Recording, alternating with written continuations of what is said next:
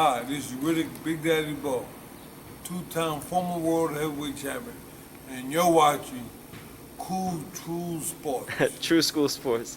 True School Sports. There you go, champ. Thank you. You're gonna pay a price. I'm gonna pay a price too for being so dedicated to this, you know. So you gonna pay a price. You know, a lot of folks say, well, you know, ain't you lonely? I know I'm lonely. Lonely what? It's the best place in the world to be. You're probably at peace. You're probably more at peace and happy and joyful than most people. Yeah. Because you're doing what you love and yeah. you know. Doing what I want to do. You know, this is all me. This is all me and the people that you got 50 Cent over there. My friend Tom Jones is dead over there. What else you want to do? Got Ray Robinson on the wall over there. Larry Owen. My best friend in boxing, Tommy Hearns. That's a great picture. And Ronnie Shields. It's my mother, me. You got Mike Tyson. My brother, all my cousins, Mike Tyson, my daughter, it's all my high school friends I went to high school with. Grandmama up there who raised me. Come on, man, this can't be a better place. It don't get much better than this, to be honest with you. What you want to do, sit home and watch TV? Yeah. You can rewatch reruns of Cheers or Three's Company all day. Go to the park and play checkers. I ain't got time for all that. I don't want to do all that. I built this gym myself. I put the boxing ring up myself. Clean it, everything. The bags. I helped you put up one of those bags one day. That shit was heavy. Me and my dad. Remember we were struggling with that. I built it from the ground. Yeah. I ain't through yet. Yeah, you got. I want to buy this building. I talked to the owner. He don't want to sell it. No.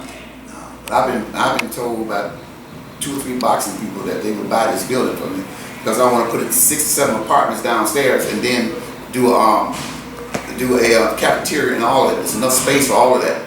And then the city let me put a little small fence in the front, and it's going to be an academy. Not staying permanent, but you come in, train for 8 weeks and leave. Nice apartments, boom, boom, boom, boom. Yeah. Nice gym. Everything is right here. For like young fighters, right? And young fighters, fighters of all ages, pretty much. All ages. Yeah, okay. Academy. So you come in here, you train, you stay right here. You know? So you have to go nowhere. Train and leave. Don't worry about it. And stay out of my room over there. otherwise they might see all the Krong gym skills that you learned over the years. Yeah, don't learn. They won't learn because they don't believe it. Yeah. They don't understand. You might be talking to that wall, but they don't understand that. they don't understand. What is the Krong style? Well, you study the fighters. Look at Joe Louis, look at all those guys how they fought. But still they don't. Yeah. Listen, man, it's like anything else. You gotta be born with a certain talent, a certain passion, a certain talent. Everybody was put here to do certain things. This is what I was put here to do. I was born to do this. I started this when I was about 15 years old. I found some boxing gloves. I lived in Mississippi. I found some boxing gloves on the side of the street in the dump. Throw the trash out. Yeah. And I was in a white neighborhood, and I saw these big old gloves. Because I used to have a lawn service when I was little. That's how I made my money. The lawn. So my granddaddy said, "What you want for Christmas?" I thought, "Give me a lawnmower. I'm tired of being broke." So I got me a lawnmower, and I found the gloves, right? So I put them in a bag and went back to the neighborhood. And put a bunch of guys together. Come on, put the gloves on, hitting each other. They didn't know what we're doing. We're just throwing punches. So then they looked at me as, "Oh, he's a boxing manager, huh?" I was about 16 years old. But then I didn't do no more than that until I got about 19 or 20. Okay. But I had fighters then. Guys, tell me right now. Yeah. I was your first fighter. Guy by the name of Jimmy Sherritt. I was your first fighter. Remember? I said, "Yeah, I remember." Big gloves, but I didn't know about weight class. Yeah, I had heavyweight fighting like But yeah, it was destined. I was destined for this, so it's great too. No, it is. It's been great, man. It's a lot of work, but you have your ups and downs. You know, you have your dry spells and this and that. You know, it's good, but it's one thing I can say. It's one thing I will be able to say. You know, starting out, a lot of people criticize. You know, you do all that work for those kids. I had people in the neighborhood in Jane Tony, when I had Jane Tony and all of them. I took about 5 vans up and down the street with these kids. From Detroit to Ann Arbor, everywhere, driving. Nobody give me nothing. Driving and boom, boom, boom. I mean, one time, one van broke down, left on the side of the street, took the license plates off. Boys, we got to hitchhike and walk home, about 8 miles. But then the people started talking about, well, you know, you do all this for these kids, and Jane is moving on, you doing this and all this. You know, and they was, you know, they was down on you. Well, you had some pretty good fighters with Tony Tucker now, but you still ain't reached out, boom, boom, boom, boom, and this type of thing. But then I got to a point to where I did have a low point to where one guy was from Washington, D.C., was in a restaurant one time. He said, you know, you're a fool for trying to help these kids like this. You doing all this stuff and spending all your time and money on these kids, and their kids' parents don't appreciate what they're doing, what you're doing for the kids and all this. And so I got with the Washington County Sheriff, Tom Minix, and helped him start the Washington County Sheriff Police Athletic League. We got that going. I had a boxing program at the University of Michigan, but still I hadn't reached out to where my potential was, okay? And so everybody was kind of down on me. They don't come into my face. They were talking about me. And they were, behind your back and stuff. Yeah, he's just doing all this for these kids. He's stupid, he's dumb, he's wasting time. So one guy told me that shit at this restaurant. And so I started thinking about it. I said, damn, is something wrong with me? That's what I started thinking. Maybe there's something wrong. You know, you keep doing this year after year after year. And so actually I got in my car and I started crying. I was actually crying. I was praying to God, is something wrong with me for real? Why am I so compassionate? Why do I spend all this time and all this money with these kids? I mean, why do I do this? Maybe I do have a problem. You know, I started thinking that way, right? But still, I didn't stop going to the gym, and I didn't stop working out and this type of thing. And then Don King, this guy who had Kenny Norton, the manager out in Beverly Hills, called me and said he wanted me to train Tony Tucker. So I said, man, I don't know if I want to do this. So I went out there and I did. I worked with Tony Tucker, boom, boom, boom. And then I ended up in Don King's training camp. Vicious up there, boy. Vicious? Oh my God, everything was hard. Training was hard. The competition in terms of the politics was hard. Don was hard. Everything was hard. But I was hard enough to survive. The average guy wouldn't have survived. They'd have walked off and left, right? But I stayed there. And like I say, I had a hard time with Tony also. You know, I lost the house because I was fooling around with him. I lost a nice house in Detroit. I lost the house. All this kind of stuff. Okay. And so yet still, those people, their voices were still in my ear. Well, you're a fool. Now you done lost your house. You done did this. And I'm going, what's wrong with me? Okay. Then I got the phone call. I was in Don training camp, and I was in the gym. And the phone rang when I was in the gym. And I said, who is this? He said, this is Mike. I said, Mike who? I can tell it's boy. Mike Tyson. Let me speak to Rory. I said, hold on, Mike. I went and got Rory. Rory came out there and he was talking to Mike. Okay. I went back in the other room. I come back out, and Rory said, come here, Stacey. I said, what? I just talked to Mike. I said, yeah? I said, yeah, he was on the phone. He said, I just talked to Mike, Stacey.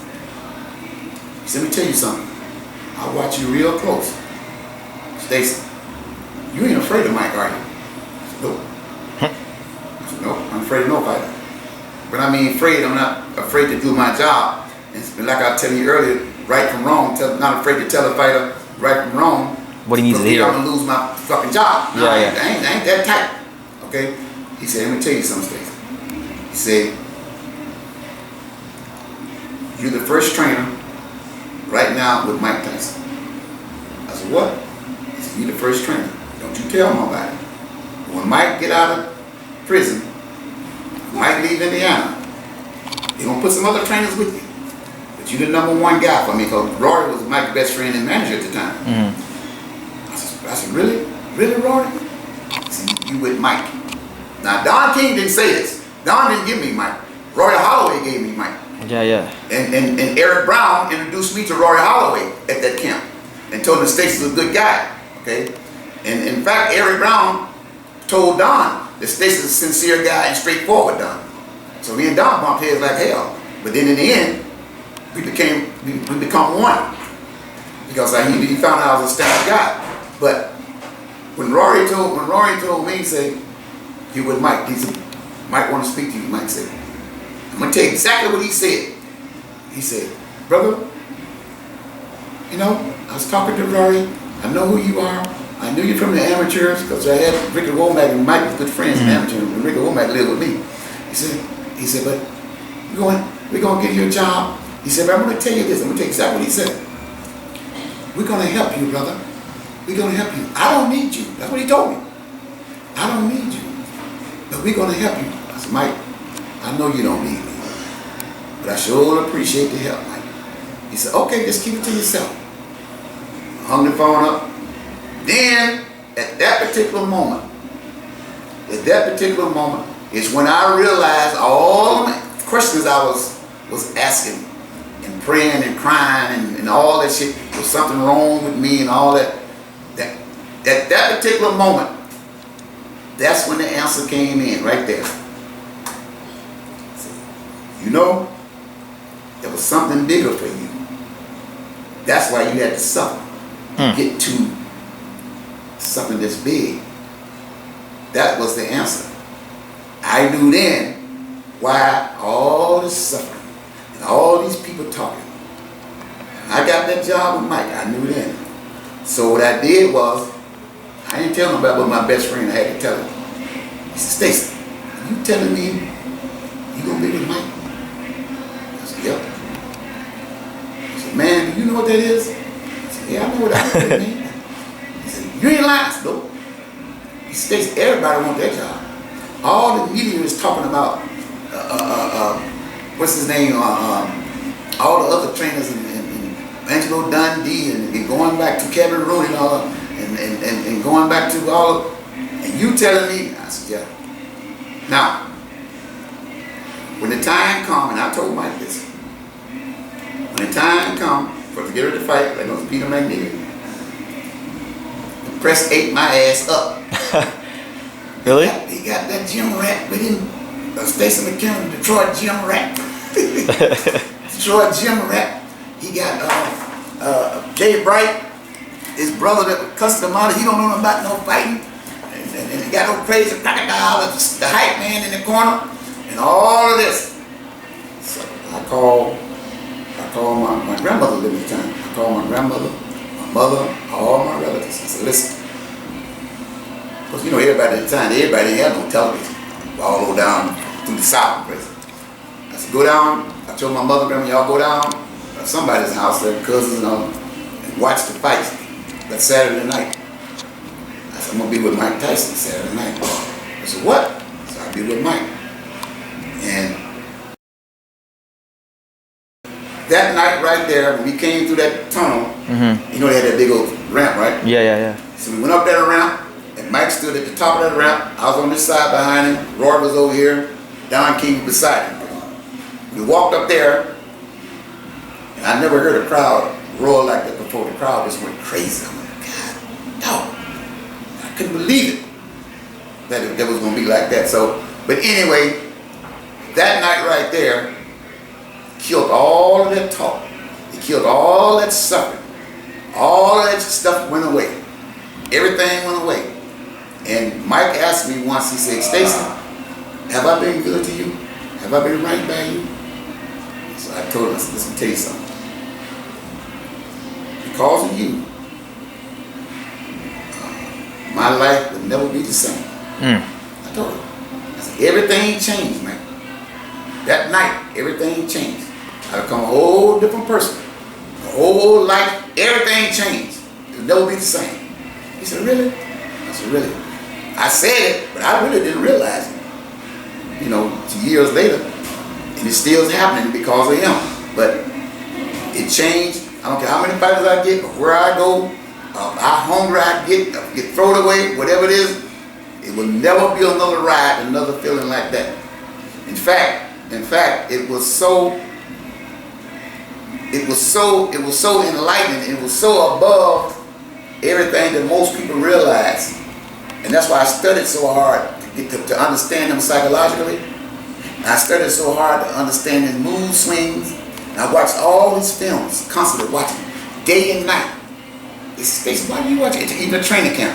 I had 2 monitors, I had television then. I had 2 monitors I would fall asleep watching his fights. Wow. I kept on going all night long, watching him go to sleep.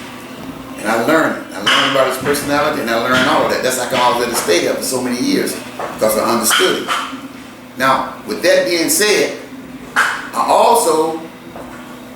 it took me to a state of mind that's almost unbelievable. You actually live in a different world. Physically, you're here, but mentally, you're on a whole different level. And I remember Buddy McGirt telling Eddie Mustafa one time. I was in Vegas. I think he told Eddie Mustafa, he said, Eddie, something wrong with that guy, Stacey, man. Something wrong. He ain't got no ego or nothing, but something wrong with him, man. Sometimes you walk right by him like he don't even see you. And it seems like his mind is somewhere else all the time. So Eddie Mustafa told him, he said, you got to remember one thing. He with that man, damn near 24/7. That's a hell of a ride right there, man. So you got to understand, psychologically, it's a whole different ball game dealing with a guy like that. The way that he been put in position to help control all of this stuff, not just training, to control the environment around the training and all of this stuff, and the security and all this stuff. This is a hell of a thing, which was right. Which was right. Now, the day I was gone, I was in Vegas. The day I was gone, I realized, Stacey, you ain't gonna never get another ride like this. You ain't gonna get no ride like this. But you still gonna be in boxing. But you don't even look for it. It ain't gonna happen. Okay. Now, I know you heard of. I was listening to Dwayne Wade say something. He got ready to retire. Yeah. And it went right back to me. So I said, damn, that's exactly what I said. I said, you know what? I'm gonna get me some help. I'm gonna get me some psychological help. Not that I'm crazy, but I want to know where I'm at. Mentally, I want to know where I'm at. Okay. So I went to the guy named Dr. Field. The doctor name was Dr. Field in Vegas. And not the Dr. Field, but Hey, Dr. Phil. yeah. So I went to the doctor and he said, well, what is your problem? I said, well, you know, I've been with Tyson for 10 years. We've been rolling. It's like this big machine rolling round and round and round. And now we're going to come off that machine. And I got to come back down to a certain level. Mentally, I got to come back down to a certain level. And I got to make sure that I can deal with it. So I talked to him. I said, I'm going to still be in fighting, sir. I said, but I'm going to relocate. I'm going to Florida, and I'm going to still have fighters, but I don't want to get caught up in trying to get back to another Mike Tyson. I don't want to get caught up into that.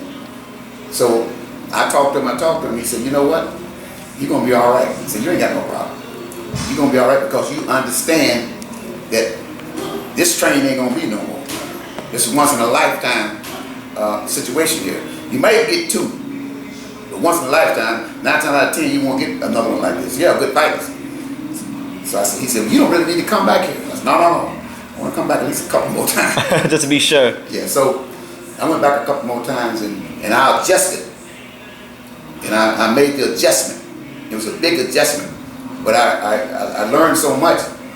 And not only did it teach me about the psychological edge and the height of boxing on that level psychologically, it taught me about other parts of the world and other parts of life where people live on that level, and other people don't understand them. They say they're crazy. They're not crazy, but they can't relate to that level. Although the person is walking on this earth, but his mind is on a whole different level. So I've been there, so I understand. I got a better understanding. That's why I got an understanding of a guy like Michael Jackson. Michael Jackson is in a whole different mental state than everybody else. He's already crazy on drugs.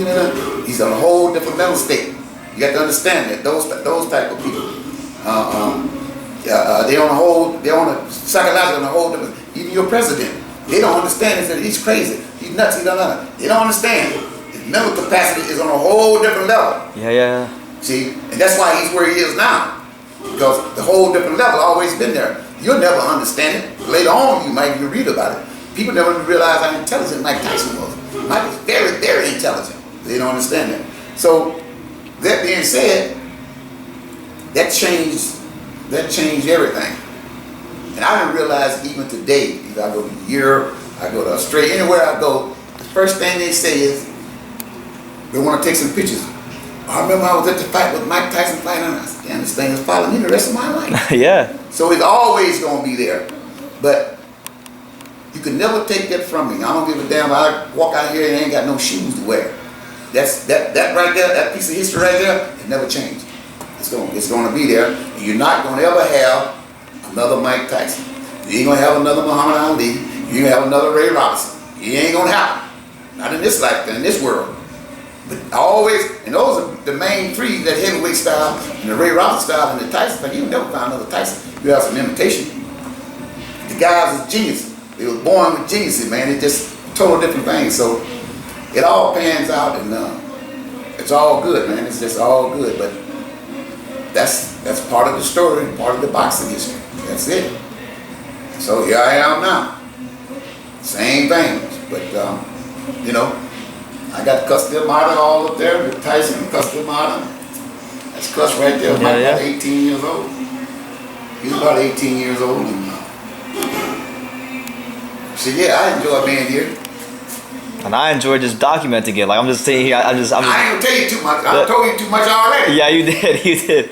But I appreciate you telling me. One day I'm gonna tell you about me and Don King stories and fallouts and fall-ins. Yeah, that could be a whole interview special one day. Just Stacey McKinley and Don King. I tell you what Don told me one time. Oh, you'll learn. You want to learn. I guarantee you that. He said, "You're gonna Stacey. You're gonna learn, Stacey." But even with the run-in that I had with him, he never fired me, and they couldn't understand that. They couldn't understand. Why come Don won't fire Stacey? Everybody's been gone. Because you lie to the man, and you're afraid, and you don't stand up. That's the problem. You can't trust him. And they don't trust them. People don't trust too many people. Mm-hmm. Man, trust Stacey, because Stacey telling the truth. Whether you get a job or not. I remember on oh, you fired, man. You shouldn't have did it. You done cussed Don King out. Are you crazy? In front of all these people? Are you nuts? You worry about me. You take care of yourself. I had to tell Pamela once, don't you never ever think you smarter than me in boxing. Never. Or outside of boxing. You thought you was taking care of me, I'm taking care of you. I'm the one that got you a job. These fighters don't want you. Shit. But you got to understand, man. It's for years and years and years, me and Don been together. And right now, I can go to DK and Don. Sign that fighter right there and give him $200,000 or $300,000. And he's gonna do it. Yep, he'll do it. You gonna do it? Yeah. God damn it, Stacey said sign, you don't sign. That's hard to get him for somebody. That's the type of relationship we got. And it's all good. And I learned so much from him. I said, look, do you don't realize how much I learned from this man? Do you understand that? It's hard to fool me in boxing.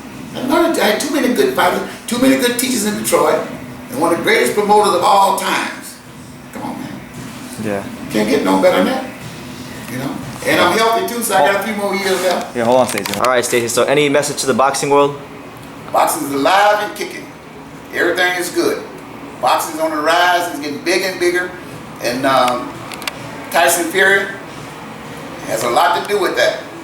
You know, he's globally known now, and he's being ranked as the #1 heavyweight in the world, which he is. Yeah. So that's the way it is. We're gonna try to do something about that with Trevor Bryant when the time comes. Yeah.